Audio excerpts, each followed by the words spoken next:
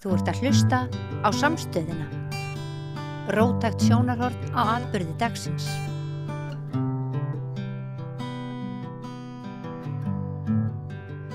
Komið sæl og verið velkomin að Rauða borðinu í spjall mótvind og meðvind og hér eru komnir fulltrúar frá mótvindi og landvernd. Það er Andri Skúlason, verkefnisstjóri á landvernd og Kristín Helga Gunnarsdóttir rithöfundur og bara meðlimur í, ekki, mótvindi og landvernd. Stjórnarmaður landvernd. Stjórnarmaður landvernd. Og þetta er bara svona hálfgerð yfirhærsla, hver er staðan í vindorku áformunum sko á Íslandi. Þetta er þessi svakalegu áform að reisa þessa miklu vindmyllugarða og virðist vera sem svona íbúar út land séu ekki rosalega sáttir. Þannig að mótvindur hefur verið að mótmæla. En hvað gerist svo? Hvernig er eitthvað hlustað á þessi mótmæli eða? Já.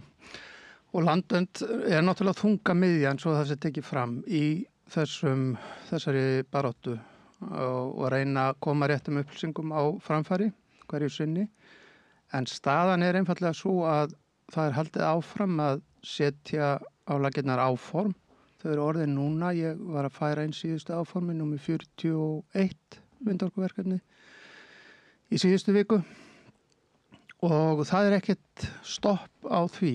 Það er haldið áfram að setja, menn er að helga sér reiti, hingað og þangað. Þetta er svona dálítið eins og í fiskeldinu, það er verið að hamstra svæði. En hvað svo verður úr er erfitt að sjá vegna þess að það eru mjög stórir hnökrar á því að gangsetja þetta allt saman. Og ég held við vitum það nú alveg innst inni að það verður ekkit af þessu öllu. En þá er það ekki nema 10%, þá er það allt of mikið. Þegar þú segir menn er að helga sér reiti og eru með áform, hvaða menn eru það? Þetta eru erlend orkufyrirtæki, við getum nefnt Sefir, norskt fyrirtæki og Beregu, við getum nefnt Kver, sem er franskt fyrirtæki. Þetta eru svona 2 stærstu leikandunir á sviðinu, svo er Landsnet komið reyndar í nýtingarflokk með sín vindorkuver í Vaðölduvirkjun heitir það, annað 150 megawatt og svo er Blöndu lundur sem er kallað. Ef ekki kallað Blöndu ver.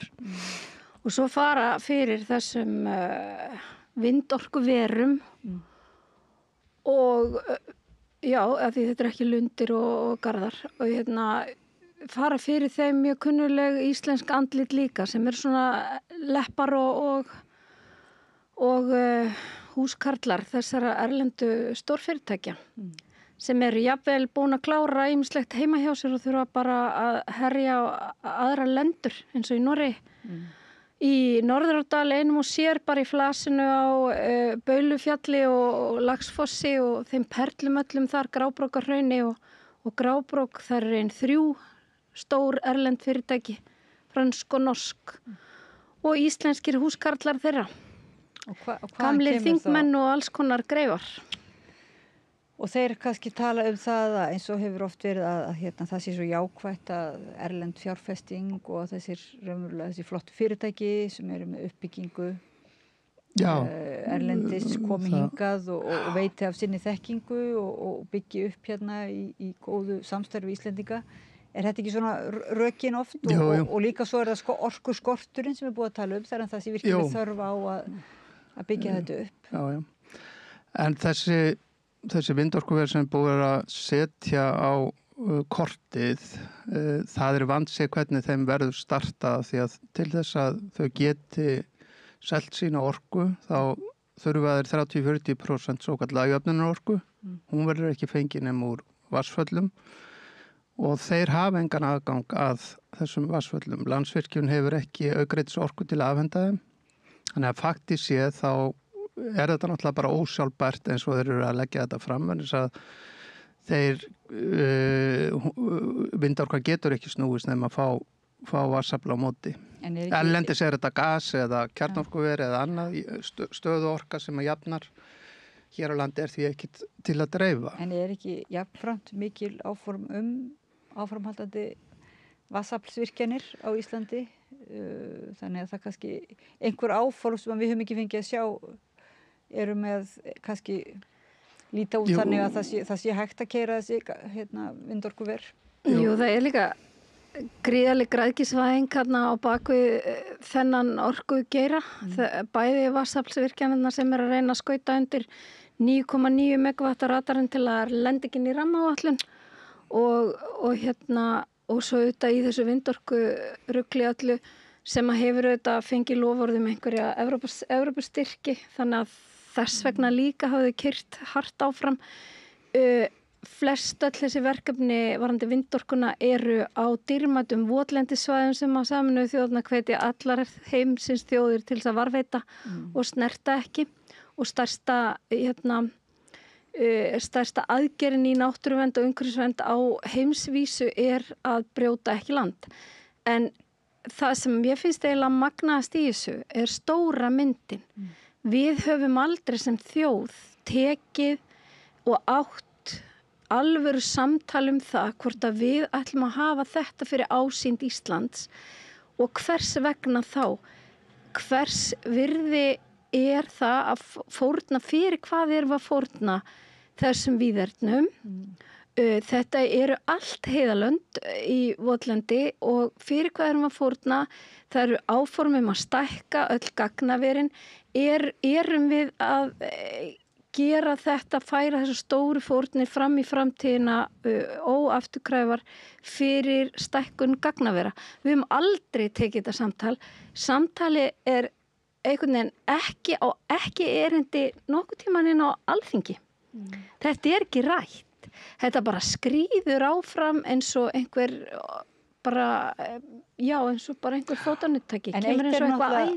Eitt er ásýndin fyrir geðu, en svo er náttúrulega hitt bara með eignarhaldið og með sem svo að menn séu tilbúinir til þess að fórna einhver af ásýndinni, en þá er það hitt raunverulega bara að þetta sé ekki eins náttúruvænar, þetta séu alls ekki náttúruvænar aðgerðir, og svo kemur hitt með eignarhaldið og ágóðan einmitt. Er þetta gott fyrir þessar byggðir í kring og bara fyrir Íslendinga? Það er svo margþætt. Þetta er nefnilega svo margþætt. Það er heldur ekki rætt. Nei, ég meina við getum alveg reiknað með því að það mun öll virðiskeðjan fara úr landi ef að þetta kemst einhvern tímann í gang. Það er svo mikið sem víst. Þetta eru erlend fyrirtæki og þá viljum við nú frekar halda utanum okkar opinberreitingar halda á Landsvirkjun og reyna að verja það í þá almennings, þannig að þessir aðalegir bara að koma hér inn á markaðin til þess að reyna að græða í kaupöllunni. Að því allt þetta nú komið á markað og eftirspurnin eftir orku er óendanleg, en það verður aldrei hægt að uppfylla þá þörf. Það sem ég langaði að segja þegar Kristín talar heiðalendurnar okkar, að það hefur vakið athygli að staðsetningin eða þar sem að þessum vindorkuverum hefur verið valinn staður er akkurat inn á miðjum heiðalendum okkar, þar sem að votlendið er lítt raskað eftir, og við erum á sama tíma að innleiða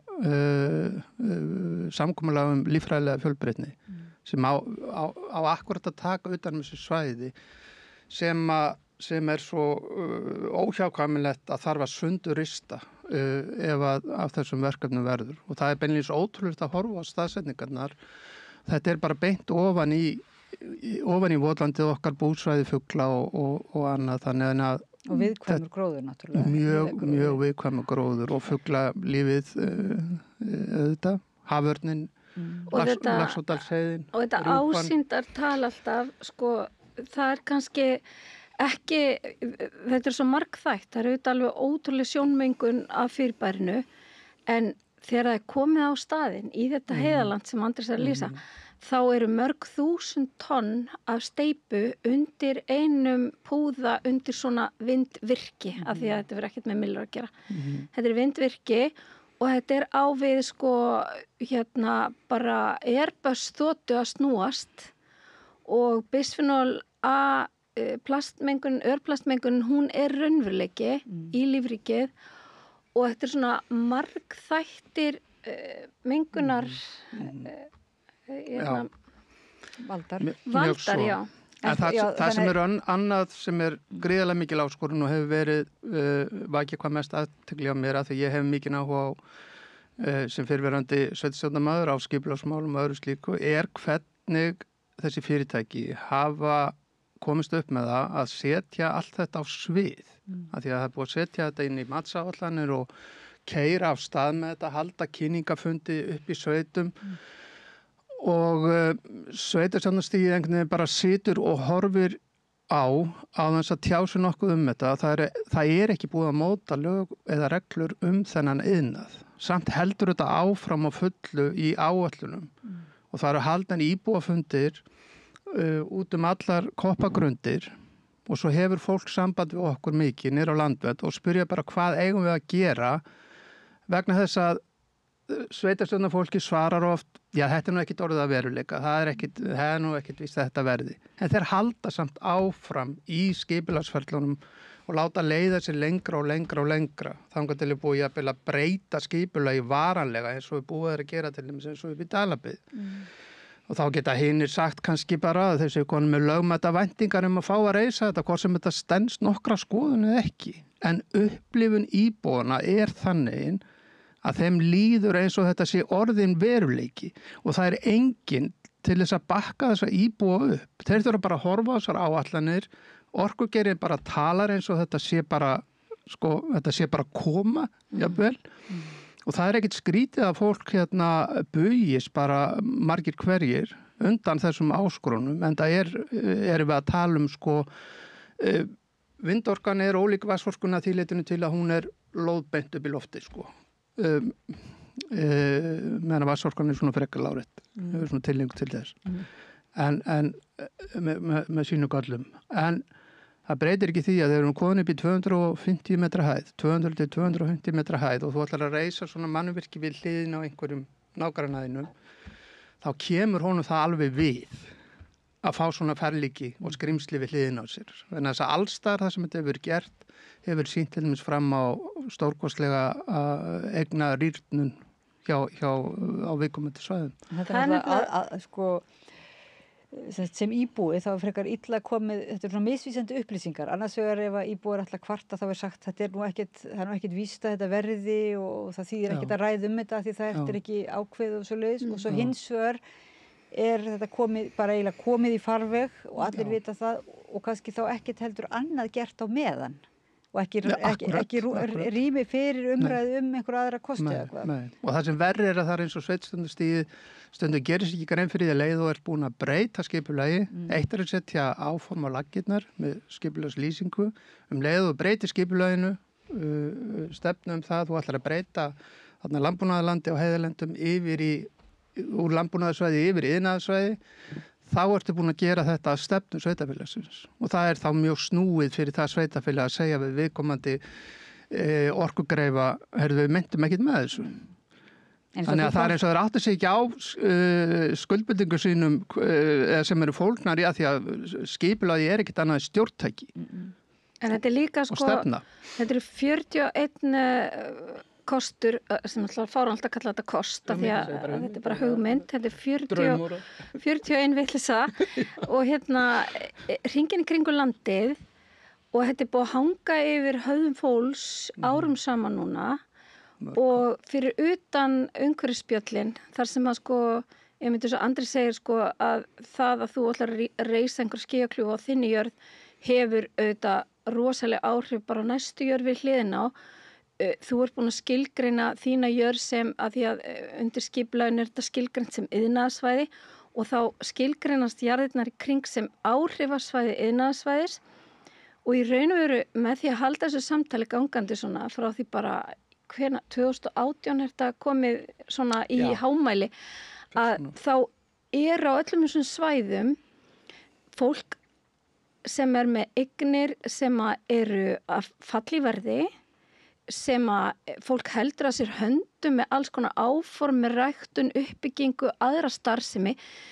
Það er þarna fólk að gera annað og það er að horfið fram á núna mjög víða veit ég fólk sem er ekki sinna viðhaldi, er ekki að fara í sko dýrar framkvæmdir af því þetta hangir yfir þeim og á vegum hins opinbera og þá ekki bara að tala að sveitastjórninar beri ábyrgakvart þessu fólki hringinn í kringu landi og þetta á svo stórum skala heldur bara það að Alþingi Íslendinga láti eins og þetta komi sér ekki við og fari ekki markvisst í samtalið sem varðar náttúru og samfélög og bara líka efnahag og uppbygging út á landi. Þannig að ég kalla bara eftir því það þarf algjörlega að fara slá í hestana hérna að ræða þetta á sko stóru myndina. Já. Ekki bara endalaust að sitja á fundum með sveitastjórnum fólki og rétt upp hönd. Mun þetta sjást frá hólnum þarna og hvernig samtali fer alltaf í smáatriðin. Það alltaf svo miklir hagsmunir og framtíðar bara sín á Íslandi í húfi, sko framtíðar bara lífsmöguleikar og fjölbreytileikin í flórunni, allt, líffræðilegur fjölbreytiki og allt. Þannig að þarna ætti ríkisvaldið að geta bara leyft sér að skoða málið, sett fram stefnu sem annarkvort útilokar eða auðveldar slíka áform. En það bara það búið að bíða hansi lengi eftir því að ríkisvaldið ráðherra til dæmis bara takið sér til og það engir starfshópar eða hvað þetta svona. Það var starfshópur og hann var mjög einkennilega skipaður og skilaði sundurlausri niðurstöðu og hérna einhvern veginn starfaði fyrir utan þingi líka. Hann skilaði einhver samtalin í Alþingi. Já, það náðist ekki að afgreiða þessar tillögur frá Alþingi. Það var ekki samstaða inn á Alþingi að afgreiða máli. Sko. En þú komst hérna Andrés að rauðaborðinu og við fórum yfir þetta fyrir í vetur sko, raunverulega byggðastefnuna og náttúruverndina og umhverfisverndina og þetta heildarsamhengi og þú varst að ítreka það þýðir ekki að tala til dæmis atvinnu uppbyggingu eða byggðastefnu sem eitthvað sem kemur á eftir eða hvernig var nú lógíkin, þú veist, það þýðir ekki að þessi biðstaða svo fáránleg. Bara fyrst og síðast í hvað ætlum við að nota orkuna, ég meina þetta takmörku auðlind, með verið að gera sér grein fyrir því. Ef maður myndi gefa öllu þessu lausu, þá værum við ekki að skilja neitt eftir handa komandi kynslóðum. Og okkar kynslóð bara hefur tekið allt þetta sem hún hefur náð að taka á einni mannshafi. Þessar virkjanir sem þegar eru orðnir, enda erum við með mest virkjað afl á per íbúa í heiminum af endurnýjanlegri orku svo það sé tekið fram og það látið hér eins og að hér ríki bara, maður heyrinir á Alþingi, maður bara hugsar á hvaða plánu þetta þið. Ég meina að það talað neyðarástand í orkumálum, það talað sko það verið að virka út á náttúruvá, það breytt heimsmynd og við verum að virka meir út af því. Og ég man ekki, það eru fleiri svona slagorð sem nota, en hver raunveruleg staða? Jú, hún svo að á Íslandi erum við með 99% af endurnýjanlegri orku, framleitt í rafmagni. Og svo erum við að halda þið fram hérna, með að segja sko, þingmenn og ráðherrar, að við sem orðin eftirbáta nágranna þjóða í endurnýjanlegri orku. Staðreyndin hver? Jú, hún svo að hérna, að meðaltali í Evrópu endurnýjanleg orka ekki nema 25% af heildarframleiðslunni með að við erum með 99 og hér tala við bara eins og með sem við bara blóðrenna af orkuskorti og við erum þar af ekki þá spurja nágrannar þjóður okkar hvað það að meinast með því að fara að reisa vindmyllur hér þegar ég segi gera ykkur grein fyrir því að hús eru hituð á Íslandi með jarðvarma svona nánast 90% og þeir ætla bara ekki að trúa manni. Við búum við 2 orkukosti sem eru endurnýjanlegir og ætla að fara að bæta þessum óstöðugu orkukosti inn í sem að gera eitt annað en að gera kerfið okkar allt saman dýrara og orkuverðið þar með tali líka. Þetta algjört brjálaði bara verð ég að segja að því að það ekki orkuskortur í landinu eins og staðan Það þarf að bæta. Við veitum það flutningskerfið töluvert mikið. Það hefur líka komið í ljós að það hægt að spara með betri orkunýtni 8%. Það á við heila stóra virkjun, Hvammsvirkjun. Þannig að það ekkert verið að byrja á grunninum og réttum enda og svo þetta með atvinnustefnuna. Hvert ætlum við að stefna með landsbyggðina? Ég meina, ætlum við að halda áfram í bara orkufrekum iðnaði? Það eina lausnin? Halda áfram með verksmiðjurnar og þú veist, að því ég held að ungt fólk út á landi, minnst því sem ég þekki, það að leita sér yfirleitt að einhver annari vinnu, sko. Það er alltaf mjög margir líka sem eru hlynntir, sko, áframhaldandi uppbyggingu á íslenskum gróðurhúsaiðnaði eða hvað heitir og svo eru gróðurhúsabændur að leggja upp laupana vegna ef ég má segja þið frá því þá einmitt sko áttu við fund með niðri landvernd með formanni félags garðyrkjubænda sem með fjöldan allan af gróðurstöðum. Stærstu garðyrkjufyrirtækin hérlendis eru að veita þetta frá 50 til 60 manns atvinnu. Og það verið að framleiða vöru sem hefur með fæðuöryggi okkar að gera og annað. Þessi stærstu fyrirtæki taka, ég spurði hann að þeir taka svona alltaf 2 megavöttum. En tökum eftir að þetta íslensk framleiðsla inn á okkar markað. Það ekki verið að sigla með þetta yfir hafið. Ef þú fennir í gagnaver, þá sem mjög mikið, menn mjög æstir að fá hingað til lands. Þá þau kannski að taka 50 til 100 megavött, jafnvel meira í framtíðinu og þau að veita kannski 5 störf, eitthvað svoleiðis. Og ágóðan af því allur á landi. Og menn bara spyrja enga spurning og það ekkert eftirlit með gagnaverunum heldur hvað verið að framleiða inn í gagnaverunum og menn hafa lent erlendis í miklu vandræðum með þetta þannig að þeir hafa ekki verið að reyna að finna skattstofna fyrir gagnaverin. Þá geta það ekki skilgreint vöruna sem þar þannig að það veit enginn, þetta svona djúpríki. Geti þarna verið gagna framleiðsla? Já, við vitum ekki alltaf, það ekki bara bitcoini sko, sem þó. En það ekki hægt að fylgjast alveg nákvæmlega með því hversu mikið bitcoin framleitt að nynni sko. Nei. Þeir segjast geta haft með því auga og vita að það sé að dragast saman en allar skýrslur erlendis frá sína að það mjög erfitt að fylgjast með því.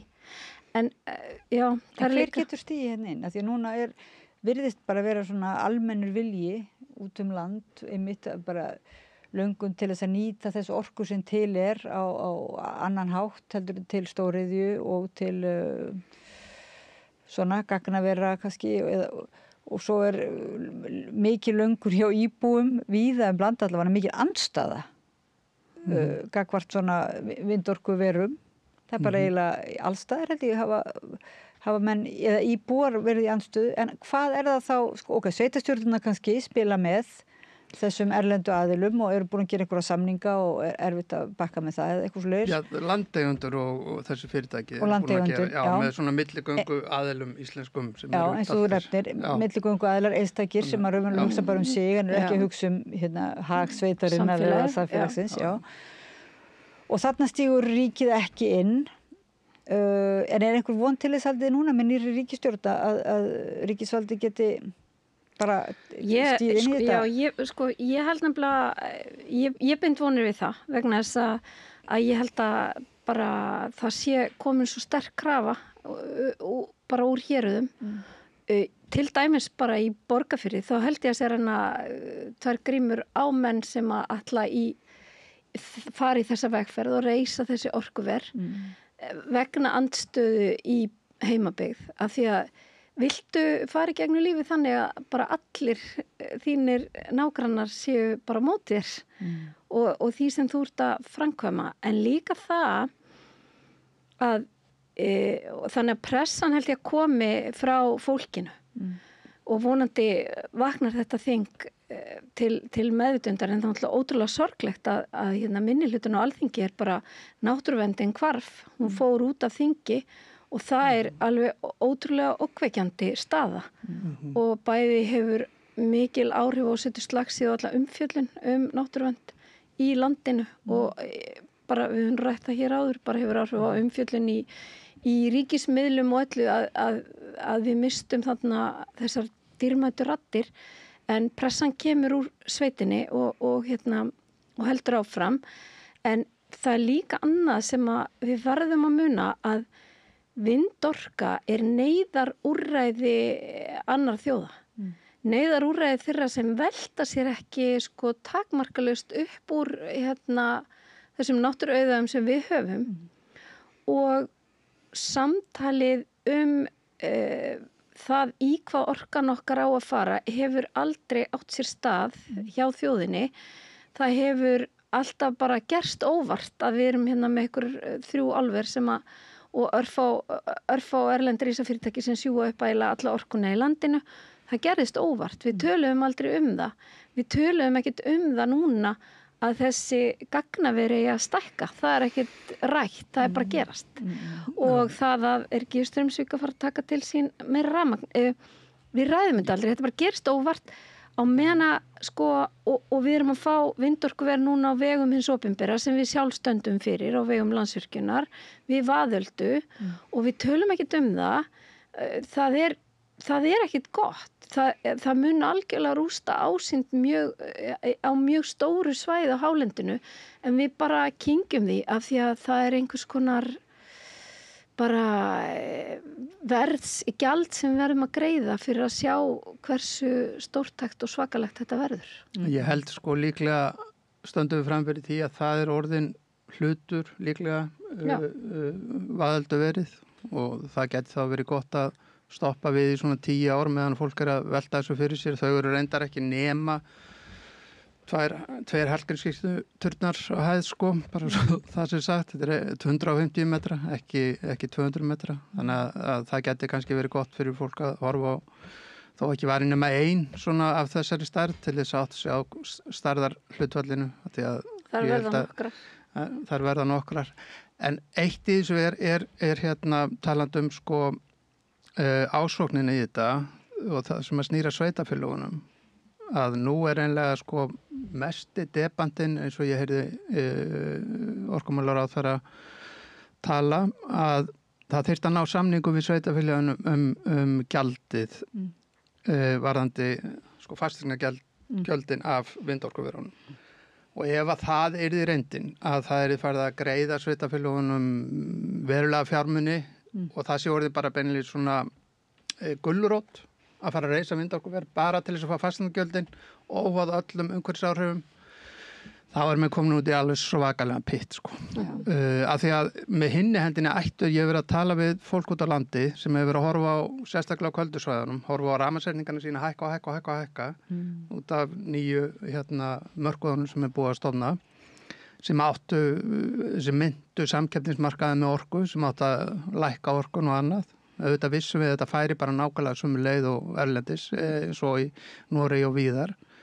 Rafmagnsverðið bara á lóðbeinni leið upp á við finnum mikið fyrir þessu á höfuðborgarsvæðinu en út landið þetta farið að býta verulega bæði hjá íbúum og ekki síst smerri fyrirtækjum. Og vindorka mun ekki gera neitt annað en að spinna þetta verð upp. En þessar upplýsingar náttúrulega, það þarf vel að koma þeim svolítið á framfæri því ég get ímyndað mér að það séu þessi gylliboð eins og venjulega í gangi að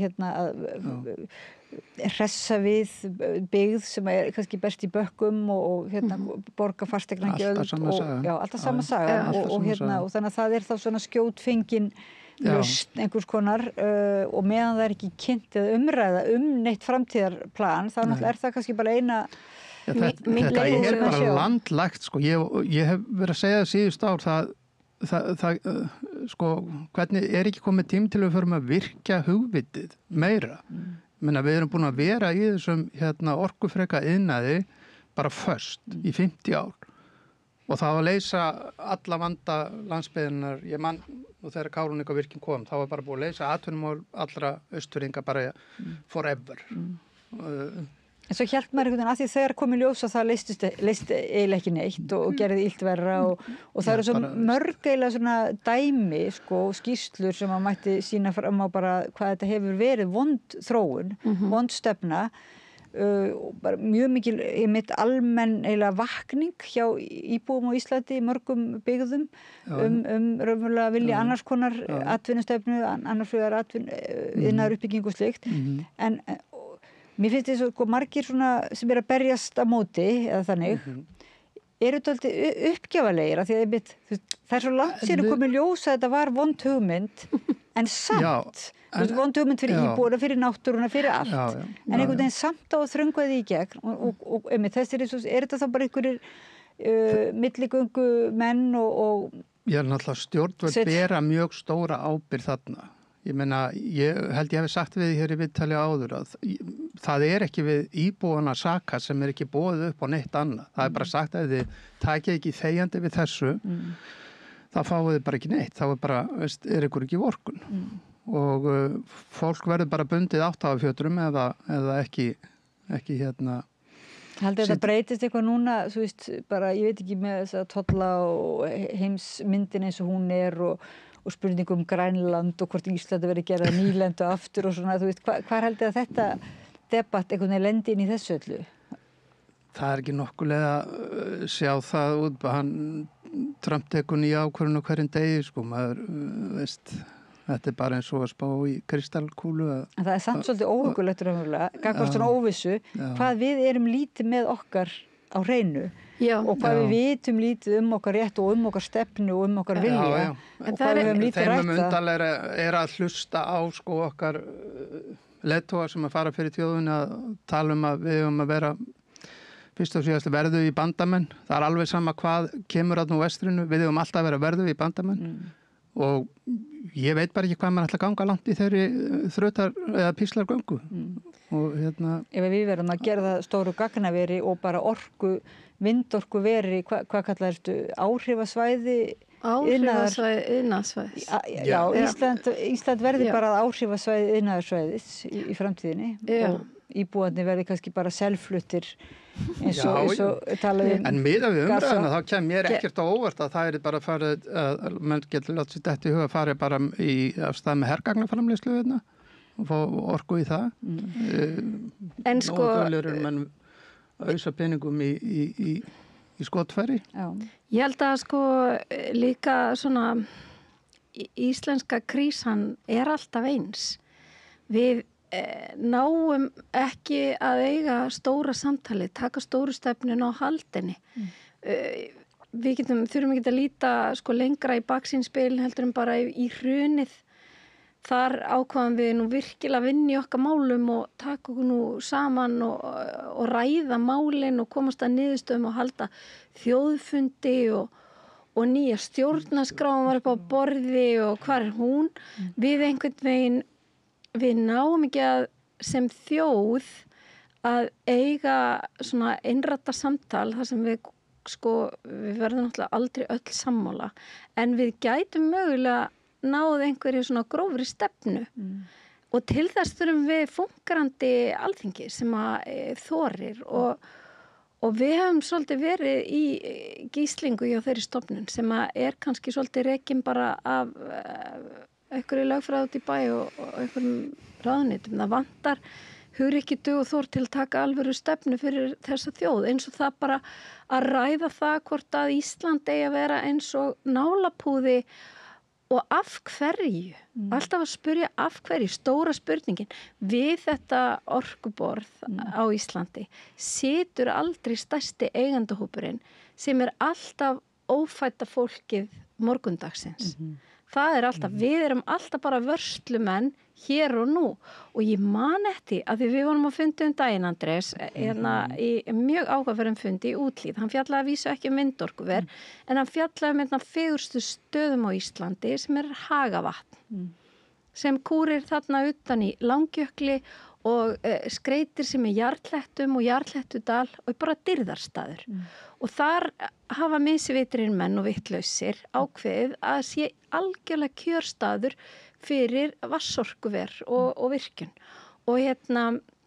Og þeir hafa reynt að ýta þessu áfram en þar sem þetta kemst ekki, getur eiginlega ekki verið inn í rammaáætlun að þetta er einhver svona fallegur staður, þá eru þeir búin að finna út af því að þeir eru 9,9 megavöttum, þá komast þeir undir radar rammaáætlunar þeim var meira sér ráðlagta.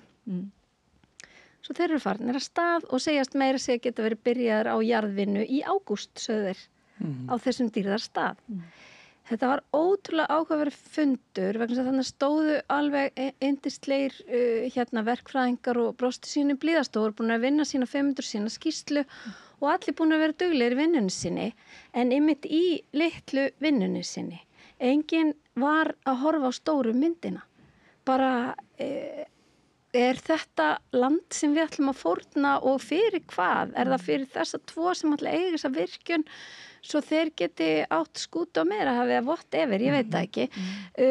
Þannig að þegar maður varpaði fram þeirri spurningu að því þeir töluðum að rammaáætlun var hamlandi, þess vegna færur hana undir í 9,9 megavött. Ef að rammaáætlun er hamlandi sem er viðmið okkar sem þjóðar, sem erum að reyna að varveita víðernin og bara við erum vörslumenn Galapagos norðursins, ef að rammaáætlun er svona hamlandi, þá spurðum við hvar eru mörkin ykkar, hvar er mörk ykkar KÍ verkfræðstofa sem er með 20.000 verkfræðingi vinnum allan heim og er búið að kaupa eina litla stofu á Íslandi og lætur hann að vinna fyrir sig. Hvar eru ykkar mörk? Eigið þið ykkar eigin rammaáætlun? Af hverju er ekki hagavatn innan þeirra marka? Þarna voru bara of stór spurningar og það setti bara alla hljóða og þá bara einhvern veginn hugsaði ég til orða Nóbelskáldsins sem sagði að Íslendingar setti alltaf hljóða þegar kæma kjarnamáls.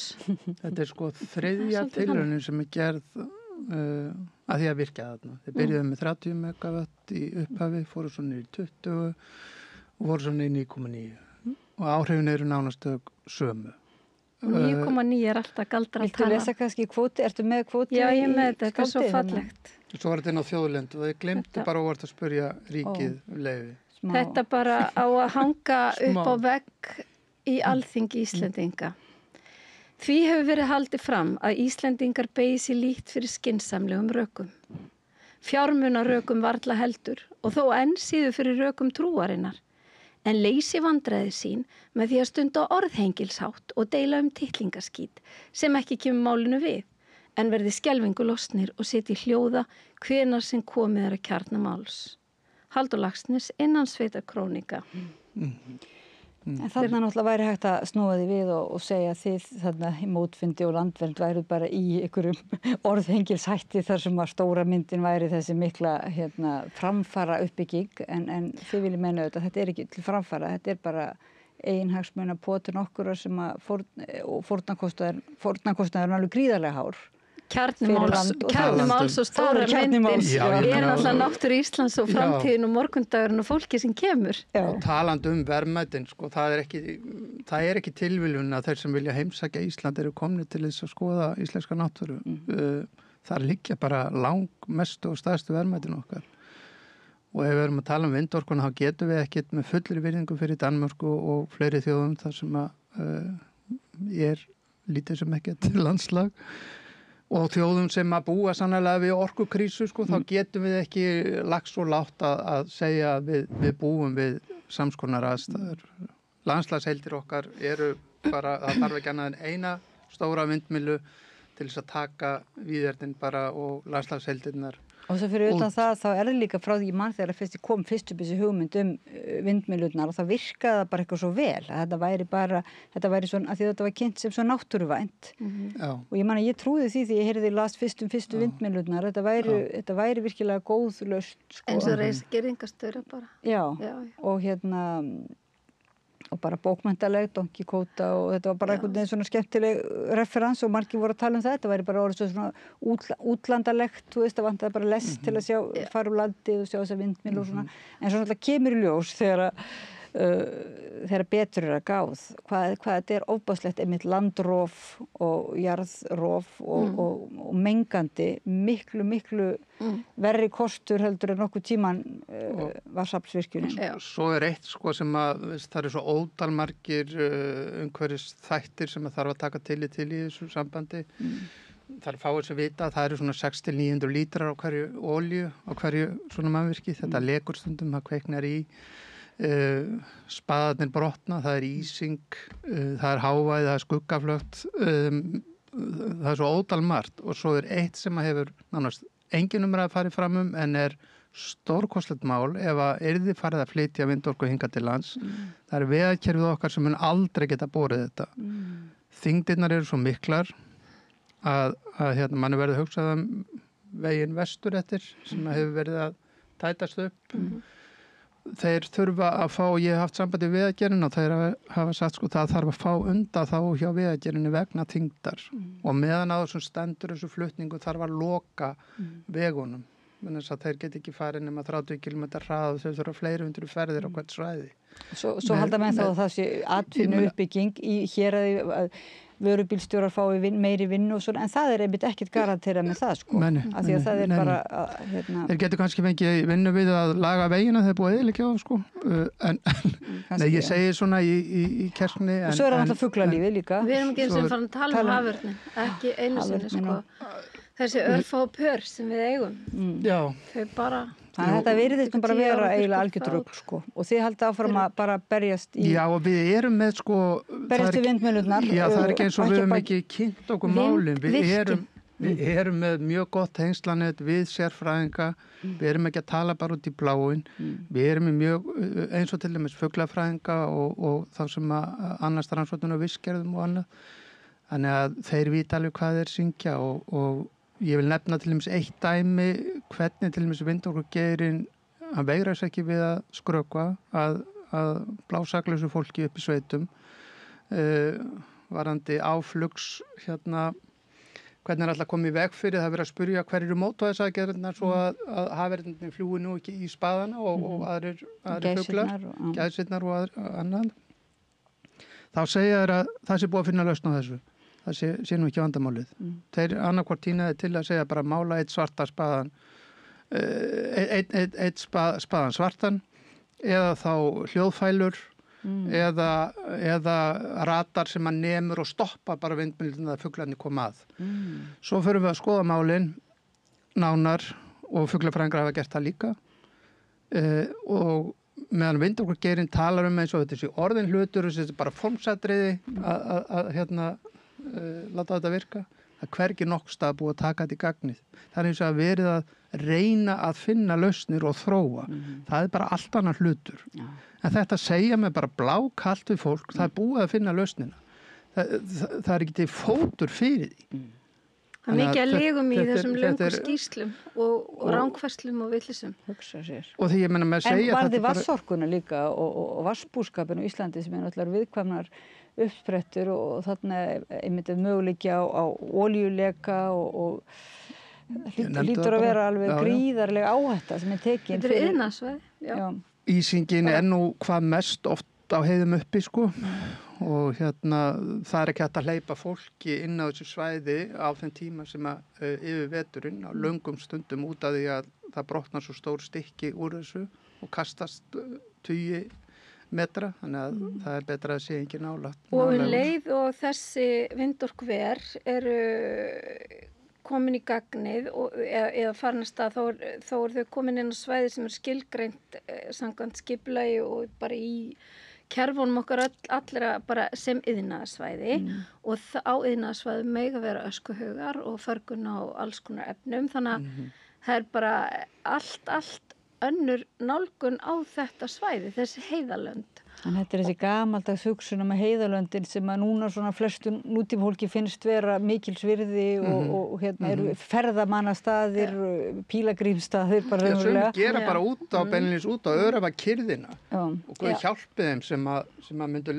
lenda ofan í þessum skrimslum og alltaf upplifa fuglasöngin. Og jafnvel þjóðir sem að neyðast til þess að grípa til þessa því þær eru ekki með önnur ráð eru að reyna að halda þessum vindvirkjum inn á þá iðnaðarsvæðum bara í byggð. Bara eins og við værum með þetta hérna á Höfða eða eitthvað. Þannig er það til dæmis í Skotlandi og Bretlandi þar sem ég gengi mikið.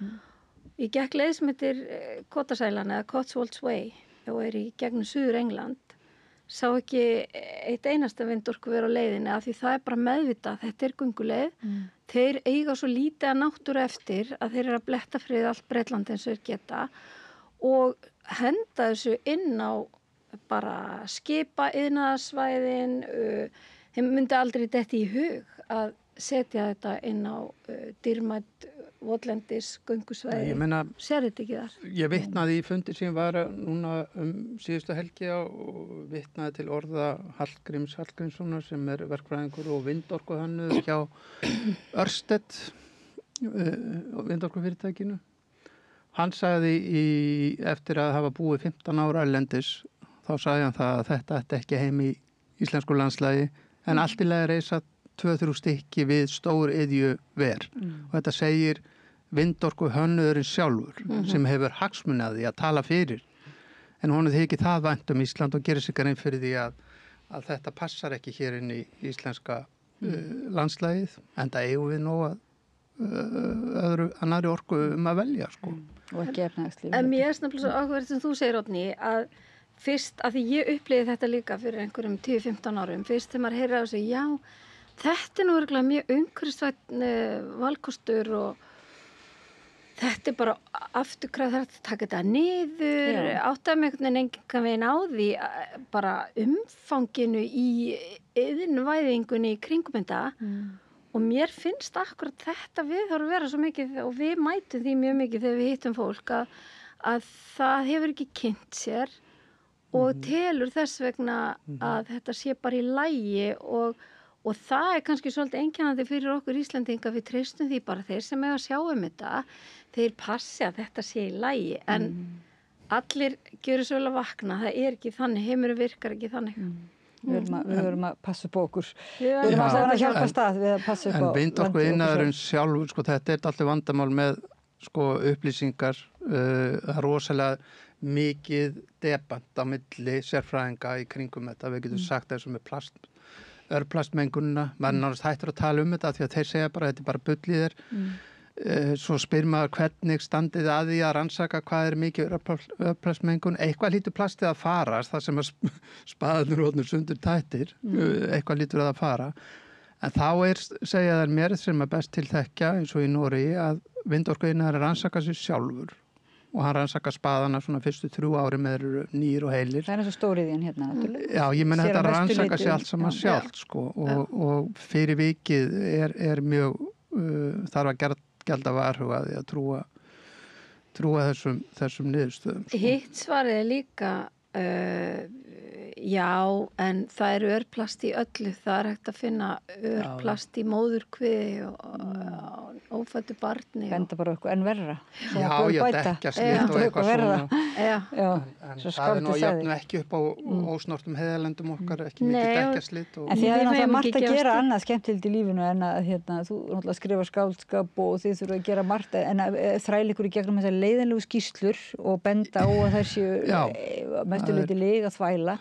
En við kannski verum bara öll að hjálpa stað við það svolítið svona ögur stund á Íslandi að því þetta svo mikið, þetta svo stór svæði og sko svo ofboðsleg áform. Þannig að Ég þekki mann á tíræðisaldri sem að þræla sér í gegnum 500 sína skýrslur frá bæði vindorku greifunum og landsneti með stækkunagleri. Fólk verður bara að gera þetta og þetta svo mikið lýðræðishalli.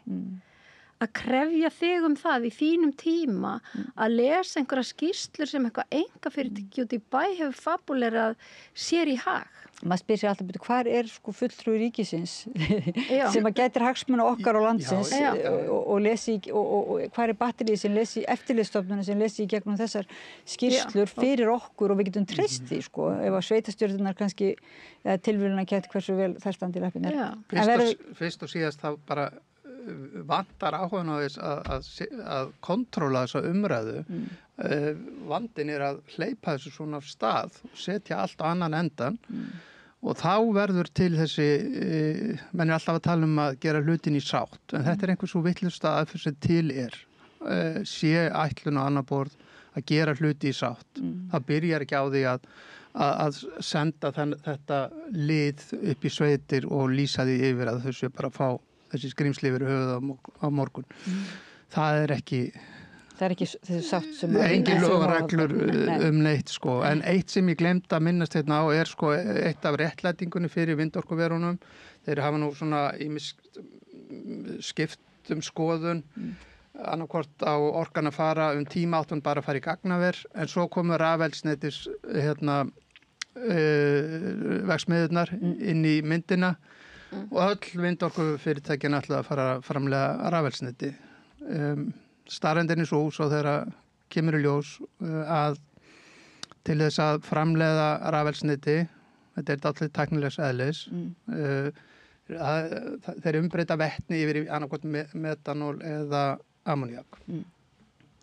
Til þess að breyta vetninu yfir í metanól eða ammóníak, þá þarftu, við getum sagt, 4 megavött af endurnýjanlegri orku til þess að fá út 1 megavatt í rafeldsneyti. Þetta svo gífurlega orkufrekt og það ekki fræðilegu möguleiki á því, alveg sama hvað reis nema landið bara gjörsamlega teppalagt með þessu að ná að fylla upp í þessa orku sem þeir þurfa. Því þróun hefur bara því miður ekki náð lengra en þetta og Landsvirkjun sem nýbúin að gefa út stefnu varðandi þessi mál og þeir átt að segja á því að þetta bara einhvers staðar inn í langt inn í framtíðinni. Þannig þetta alveg, en það búið að keyra á þessum grænþvotta réttlætingu fyrir að reisa þessi vindorkuver á þessu og bara á Fljótsdalsheiðinni einni, þið getið ímyndað ykkur, Kárahnjúkavirkjun skulle hafa hugstætt 690 megavatt og mann þótti hún stór. En bara 2 af 3 verkefnum sem eru áætluð á Fljótsdalsheiði eru 1000 megavatt. Og þetta algjörlega út yfir allt. Og þeir þyrftu 400 megavatt í jafnvægisorku á móti. Verðum að góða að finna það. Íslandi bara orðið að iðnaðarsvæði, allt saman. Já, núna heita þess að taka... Maður finnst bara hvar menn að reykja þarna. Út af því að, ég bara, viti, en svo líka, ég er að hugsa að því þú varst að tala að þetta getur verið erfitt að vera alltaf að berjast svona basla. Það það ekki. Það rosalega gaman hjá okkur Andrési og við og allir þessi landvendarar allt í kringum okkur, þetta fólk af illri nauðsyn og ég til dæmis líka mér segja orðnir algjörir sérfræðingar í alls konar eins og Andrés orðin einhver vetni sérfræðingur og maður verður að lesa þetta gags en við erum alltaf að berjast fyrir morgundaginn og það bara ótrúlega gaman og að opna augu fólks fyrir því og það svo mikið gleði þegar fólk fattar, þetta pínu trúboð, þegar fólk fattar bara hvers virði heiðalandi fyrir aftan það og ákveðið í að taka slaginn með okkur og mér alltaf að vera að fjölga í landvernd með Íslandingu þegar ég vænt Ísland, hálft Íslandi farið út í eitthvað víðavangshlaup og náttúruhlaup og labba fjöll og það bara verið svona bylting sem að eiginlega sprakk í COVID-inu og þetta fólk skilar sér í náttúruvernd og þannig að mér finnst við erum alltaf berist fyrir fegurðinni og Kristín skipulaði alveg stórkostlega göngu á Grjóthálsi með það sem var yfirskriftin, gengið Heiðar í háska og við ætlum að labba líka hálendi í háska, það líka þema og við myndum að labba ótrúlega margar heiðar og margir sem kom með okkur þá það sem var svo fallegt við þá göngu sem ég komst því miður ekki í. Já, en þú varst yfir og allt kring. Já, ég var bara svona fjarlægð. En það sem var svo fallegt við þá göngu var að það voru ekki bara svona hreinræktaði náttúruverndarsinnar eins og við heldur voru þarna landeigendur og aðrir úr sveitinni og þetta saminaðist allt þarna, þetta fólk. Og fólk sem vildi bara koma í göngutúr og var allt í bara í alvöru á að eyðileggja þetta. En að því við erum að tala en tíminn nú búinn en að því við tölum bók og ekki bók undanfarna daga, þá ég vil ekki tala það þetta hljómar svolítið, þú veist svona millistétta fólk sem vill halda hálendunum til að fara í einhverja skemmtilega göngutúr og drekka bjór og svona. En raunverulega þetta, það mikilvægt, ég ger ekki lítið úr því, en líka þetta bara spurning landeigendur, þetta bara spurning líka raunverulega afkomu almennings og byggð út á landi og Íslandi gallar, þetta miklu stærra mál. Auðvitað, ég meina eins og ég sagði við, það bara fullt af fólki út allt sem að maður hittir og þekkir sem að heldur að sér höndum og horfir á eigur sína rýrna út af því að nágranninn komið með einhverjar tjúllaðar hugmyndir. En auðvitað náttúruvernd snýst ekki bara að við getum öll verið út í náttúruna að tjalda og verið í göngutúrum og eitthvað. Þetta snýst að skila landinu til næstu kynslóðar. Að því við getum ekki klárað allt. Hver þinn skerfur, eins og Gandhi spurði nú forðum daga, hver þinn skerfur af náttúrunni og hvað spor ætlar þú að skilja eftir? Svo þetta með viðhorfið, það hafa svo fáið komið þarna, það allt í lagi að eyðileggja það. Já. Sem er algjörlega ótrúlega. Það svo fáið komið þarna, það verður að varfið. Já, akkurat. Þetta verður að vera loka orðin hjá okkur. Maður finnur alveg að það er gaman. Já, gaman í náttúrunni. Og landverndararnir eru fleiri út land sem betur fyrr. Landverndarar og mótvinds baráttufólk, Andri Skúlason, Kristín Helga Gunnarsdóttir, hjartans þakkir fyrir að koma að rauðaborðinu og miðla til okkar hinna þessari baráttugleði og líka bara einmitt blása okkur svona kjark í brjóst að vakna til alvöru málsins og ég þakka hlustendum og áhorfendum fyrir að fylgja okkur eftir í þessari samræðu. Við höldum auðvitað áfram með þetta mál, þetta er alveg mikilvægt mál sem við erum að ræða meira. Ég þakka Laufey Líndal fyrir að sitja með okkur og varpa samræðinu yfir til okkar og ég heiti Oddný Ýr og segi þetta gott í bili. Takk. Með því að ganga í leigjendasamtökin styður þú baráttu leigjenda. Leigjendasamtökin eru fyrir öll þau sem vilja vinna að réttlæti og öryggi á húsnæðismarkaði. Leigjendasamtökin.is